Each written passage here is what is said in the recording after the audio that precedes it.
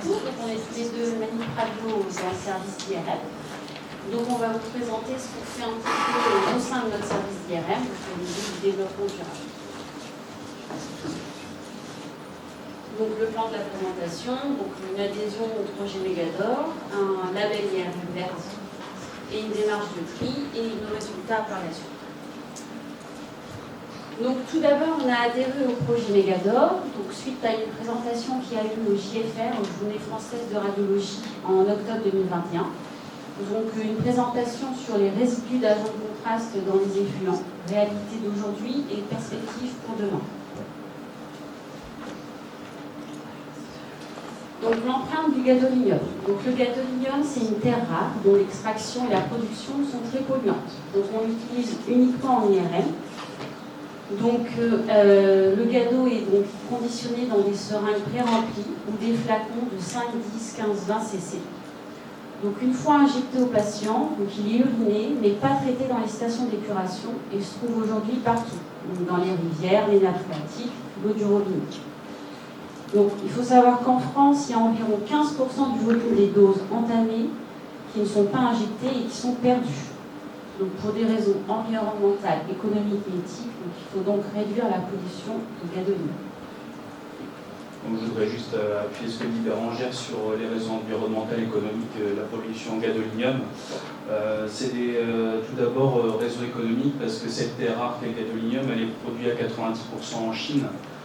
Donc on est super tributaire du marché asiatique. Et l'Union européenne est totalement dépendante du gadolinium. Donc ça pose des problèmes d'importation et d'extraction qui sont faites exclusivement dans ce pays-là, 80%. Mais il y a beaucoup d'importations qui se fait, donc ça pose des problèmes économiques et environnementaux. Je voudrais aussi appuyer le fait que ça pose des problèmes environnementaux parce que tout est parti d'une étude sur la rade de Brest par l'équipe du professeur Ben Salem, où on a analysé les eaux, on a analysé la nappe phréatique, comme c'est mis, et on a retrouvé énormément de gadolinium, ne serait-ce que dans les fruits de mer. Et donc en fait, le gadolinium est un peu partout. On est les seuls à utiliser le gadolinium dans l'imagerie, et cette molécule est utilisée exclusivement en IRM et nulle part dans aucun autre secteur, excusez-moi. Donc il fallait qu'on agisse rapidement pour stopper au moins la perte de gadolinium dans la nature. Donc en pratique, du coup, on a adhéré au projet Mégador du professeur Ben Salem du CHU Brest. Donc en pratique, qu'est-ce qu'on fait? Donc on récupère le gado qui n'est pas injecté au patient. Donc auparavant, ce gadolinium il était jeté dans les bacs jaunes. Donc on le récupère dans nos petits flacons IRM verte projet Mégador. Donc il y a un flacon par IRM.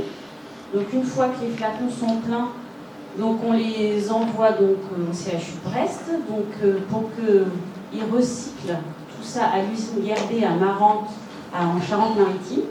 Donc les crêpes de gadolinium sont traitées pour une utilisation non pharmaceutique, en même temps que les effluents gadolinés de leur usine.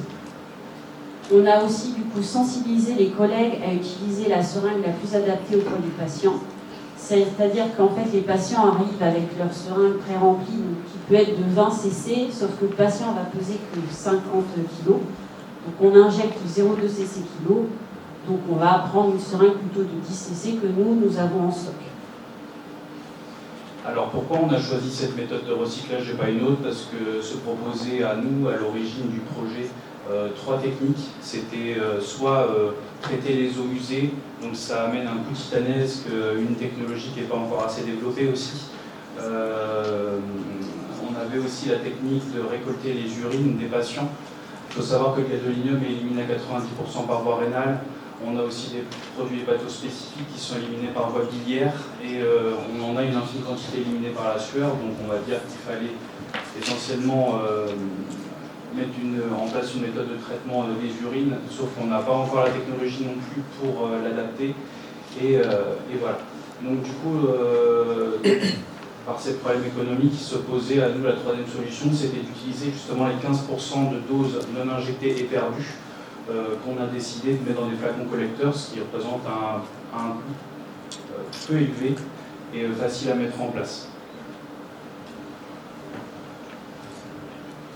Donc on a obtenu notre label IRM verte en janvier 2022.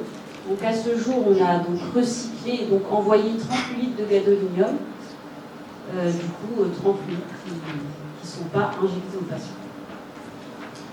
Oui, je voudrais ajouter aussi que en septembre 2023, on avait à ce jour 1100 IRM sur le plateau technique français et 550 IRM sont labellisés IRM verte, donc c'est vraiment très encourageant. Il faut savoir aussi qu'avec l'explosion exponentielle du nombre d'IRM qu'il y a sur le territoire français, on prévoit dans les 10 prochaines années à peu près 44 tonnes de gadolinium qui va être utilisé. Donc il y a vraiment un gros effort à faire pour justement limiter la propagation du gadolinium dans la nature. Donc on a aussi une démarche de tri au sein du service. Donc les contenants de seringues d'injecteurs automatiques sont récupérés afin d'être recyclés. Donc avant ils étaient jetés dans les sacs noirs, les sacs déchets ménagers. Donc ça faisait des très très gros volumes. On récupère aussi les petits bouchons afin qu'ils soient recyclés. Donc les bouchons d'aiguilles, bouchons de cathéter, bouchons de raccord 3 voies, de certains flacons. De la même manière qu'on a vu tout à l'heure avec les blocs opératoires, ça part à l'association des petits bouchons pour fabriquer notamment du matériel médical, des fauteuils roulants. Voilà, en tout cas, c'est recyclé, c'est plus jeté à la poubelle.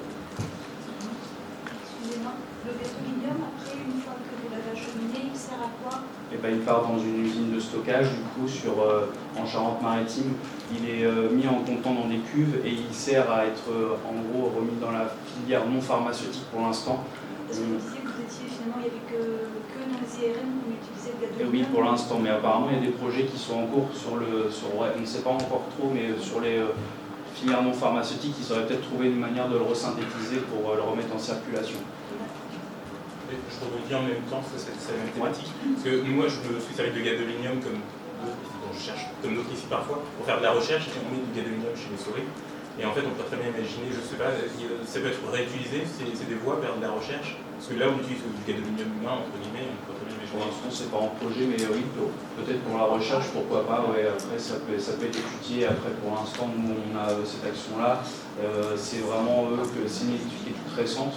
Et pour l'instant, ils sont un peu en attente de savoir comment ils font des études pour pouvoir regarder comment ils peuvent leur basculer sur d'autres filières. Mais en recherche, pourquoi pas, oui, ça pourrait tout à fait être envisageable. Quelle est la toxicité du gadolinium pour la santé? Alors, il y a des études qui montrent que c'est neurotoxique, mais qu'il n'y a pas d'effet clinique observable à ce jour. Donc, on a retrouvé chez certains patients qui ont passé bon nombre d'IRM des traces de chélate de gadolinium sur le cerveau.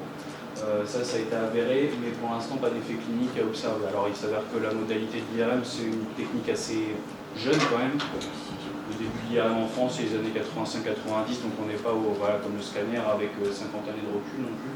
Mais oui, ça s'est trouvé quoi. C'est pour ça qu'il faut l'éviter, qu'il se propage dans la nature un peu n'importe comment. Oui, et pourquoi on nous demande alors de venir avec ces produits? Et moi, j'ai passé une IRM il y a plus de 15 jours. Je suis venu avec les produits qu'on m'avait demandé de fournir et ils n'ont pas été utilisés. C'est moi-même qui, en ressortant de la pièce, ai dit à la secrétaire, mais qu'est-ce que je vais faire avec ces produits? On ne vous l'a pas récupéré? Et non, mais c'est moi qui ai fait la demande, autrement je repartais avec. Au CHU? Oui, oui. Ah oui, parce qu'en général, on le récupère. C'est vrai que normalement, le patient ne repart pas avec le gadolinium chez lui. Normalement, on fait attention à ce genre de choses-là, c'était peut-être un outil, mais normalement, on le récupère. Et il s'avère que des fois, les examens sont prévus sans injection, et le radiologue décide de ne pas injecter de par la demande clinique, en fait. Mais normalement, on le garde, ouais, en effet. Il doit rester chez nous. Non, mais moi, j'avais pris la précaution de dire aux 2 jeunes femmes que j'avais les produits dans ma sacoche. Et en fait, en sortant, j'avais toujours les produits. Normalement, on devrait le récupérer. Bon, c'est une erreur. Excuse-moi, et dans tous les pays du monde, pour les IRM, on utilise ce produit toxique. Alors, Il n'y a aucune alternative, je présume. Non, c'est la seule molécule qui a des propriétés magnétiques. On en a plusieurs, mais c'est toutes des chélates de gadolinium. Après, c'est des génériques qu'on utilise. Mais ouais, on est tributaire de ce produit-là. Ouais. en IRM seulement, par contre.